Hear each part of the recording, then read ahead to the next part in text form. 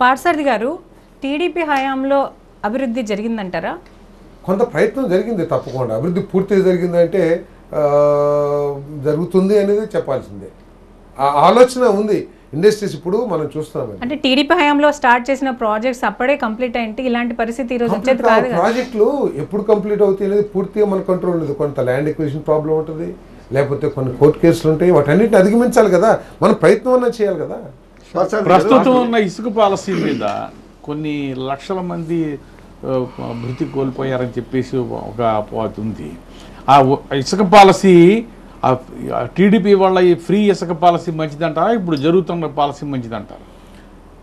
అంటే ఆదాయం రాష్ట్రానికి కరెక్ట్గా వచ్చినప్పుడు ఆదాయాన్ని మనం వదులుకునే పరిస్థితి ఉండదు. ఎందుకంటే వచ్చినప్పుడు రావడం లేదా? ఏది ఎప్పుడు?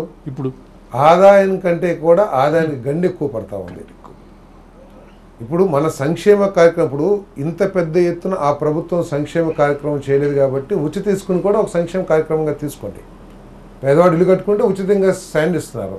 మీరు ఉచితంగా డబ్బులు ఇచ్చిన బదులు ఇల్లు కట్టుకునే వాళ్ళకి ఉచితంగా ఇసుక ఇచ్చారు. దాన్ని కూడా సంక్షేమ కార్యక్రమం దృష్టిలో తీసుకోండి. కానీ ఈ ప్రభుత్వం దానికి క్లారిటీగా చెప్తున్నాను.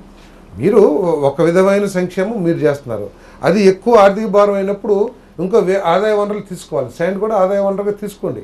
కానీ దానికి ఏ విధంగా రాష్ట్రం మొత్తానికి వాళ్ళు ఇష్టం వచ్చిన ధరకి ఏదో ఒకటి నిర్ణయం చేసేసి ఎవరు పడితే వాళ్ళు దోసుకునే పరిస్థితి ఉంటే అది కరెక్ట్ కాదు కదా. ఒక నిజంగా నువ్వు 400 అదే అంటున్నాను నేను, ఆలోచన కరెక్ట్ అయి ఉండొచ్చు, కానీ వాటిని అమలు చేసే తీరుని పర్యవేక్షణ కానీ అవి ఉండాలి కదా. కొంతమంది వ్యక్తుల చేతుల్లో మొత్తాన్ని పెట్టేసేస్తే అది దేనికి దారితీస్తుంది? కొంతమంది వ్యక్తుల చేతిలో అధికారాన్ని పెట్టేశారు. మీరు ఏ వ్యక్తుల గురించి మాట్లాడుతున్నారు? నాకంటే మీకే బాగా తెలుసు. మీడియాలో ఎన్నిసార్లు కథనాలు ఇచ్చారు మీరు, నన్ను అడుగుతారు ఎందుకు మీరు?